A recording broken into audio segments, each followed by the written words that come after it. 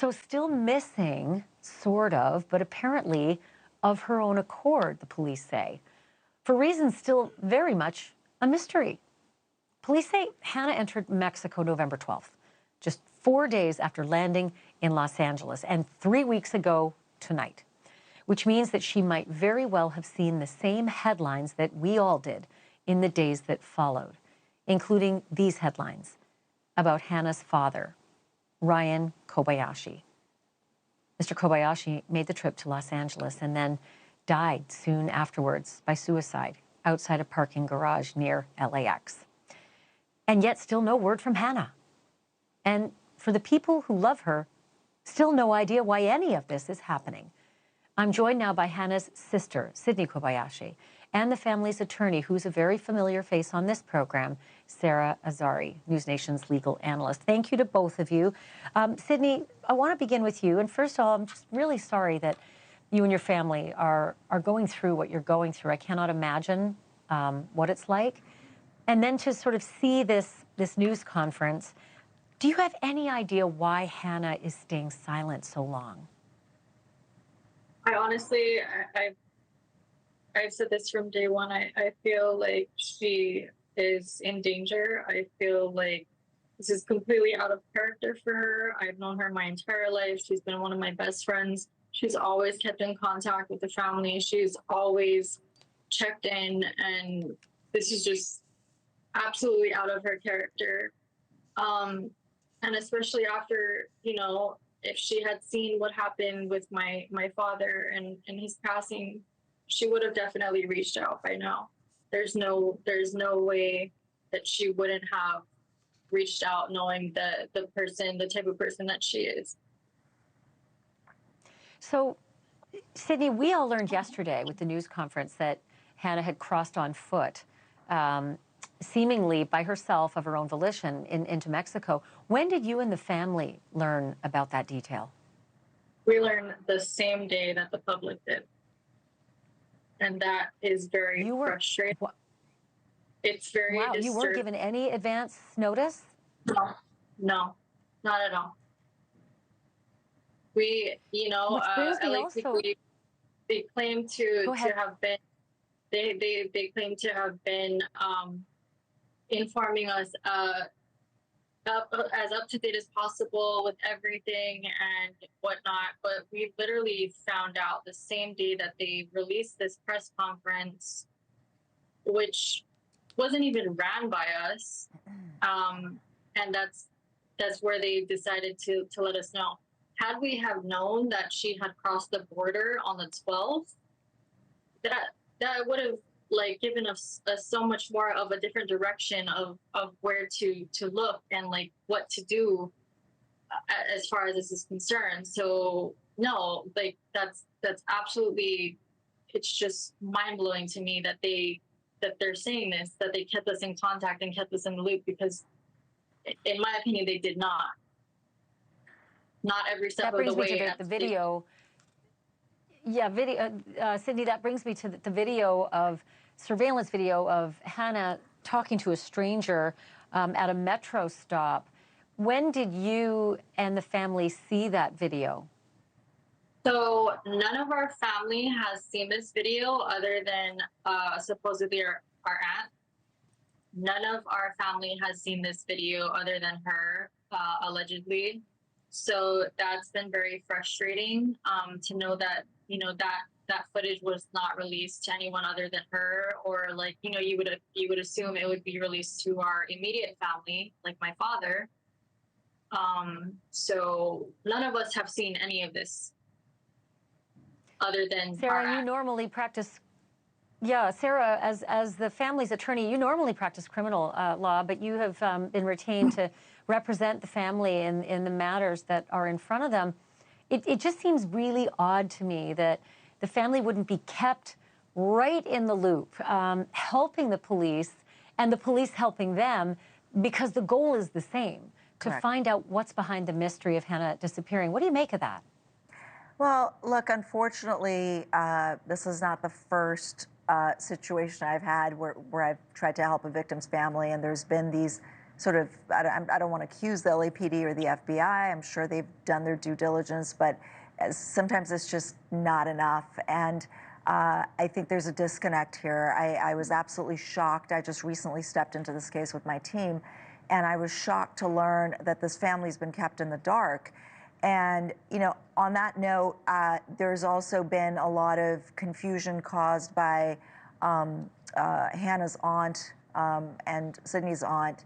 And I think that at this point now that we are on the case and sort of picking up where law enforcement apparently has left off, Sydney wants to make it clear to the viewers and to the public that the family is really her and her mother and her uncle and that side.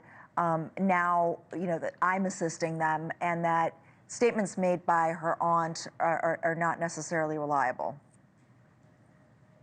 Well, that's heartbreaking to think there's this disconnect. Sydney, what do you make of that? Why do you think that your Aunt Laurie has been making comments to the press that don't pretend, or don't align with the facts in the case so far?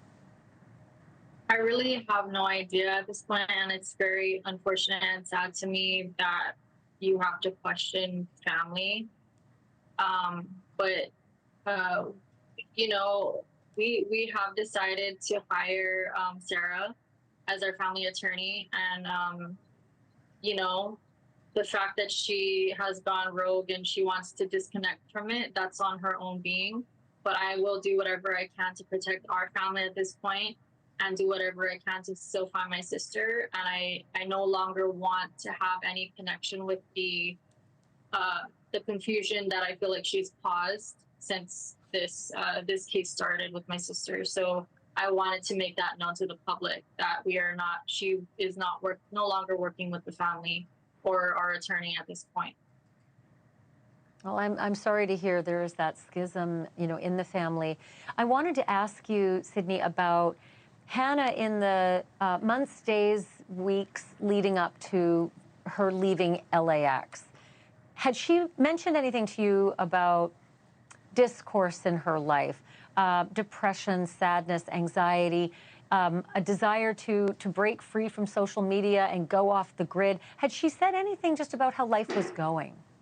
No, not at all. And we keep in touch. Like, we all keep in touch here and there, and we all understand that we have our own lives going on, and that's understandable. But I feel like my sister and I are close enough for her to let me know if she's in distress, or if something really dramatic was happening in her life. And this is just so bizarre because she's never mentioned going to Mexico, and it just doesn't make sense to me because I believe this is her first time ever even being in LA, and for her to go and do this on her own from LA and to cross the border of Mexico on her own with supposedly no phone, it just doesn't make sense to me.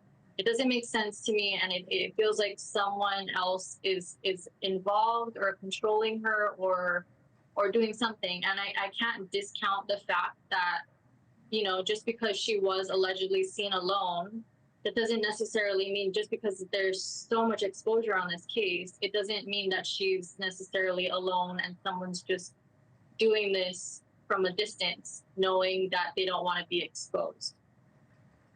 So, Sara, this sounds like a territory where you can really help as the family's representative. Look, a family gets thrust into something. This is territory they never, ever imagined they'd be in. They don't know this landscape, but you do. So what are the next steps, Sara, to try to figure out why is she in Mexico, where might she be, and is there someone else involved? Well, remember, Ashleigh, that this snapshot surveillance video is from November 12th. So there's still several weeks that have gone by since then. So our hope is that she is obviously still safe. And I'm now deploying a team in Mexico to continue the search down there. So for us and the family, this is not at all over. The fact that the LAPD is deeming it to be voluntary doesn't make it any lesser of a disappearance and a missing person case to this family. So We're going to be focusing, I'm flying back to Los Angeles, I'm in New York now, but we're going to be focusing on putting a team together in Mexico and continuing the search there, and trying to locate her. And if, if the LAPD, as they say, this is voluntary, she doesn't want to be with the family, or she did this on her own, we still need to locate her and confirm that. Because to us, there's a lot that doesn't add up. There was an ex-boyfriend that she'd planned this trip with. She flew with this ex-boyfriend.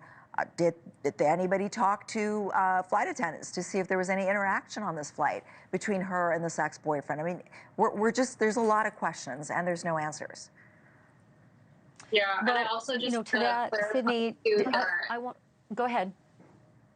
No, I just want to clarify too that I don't know if we mentioned this earlier, but LAPD also has not released any footage to the family at all. They're basically just determining that this is my sister, but they haven't released any footage to us to confirm that this is my sister that they're claiming to cross the border. And that's something that I really need everyone to understand, is that none of us have seen this at all to confirm. Like, okay, like you would think that they would go to an immediate, like, either myself or my mom or someone to be like, hey, is this Hannah? Is this her? No, they automatically went straight to determining that that was her.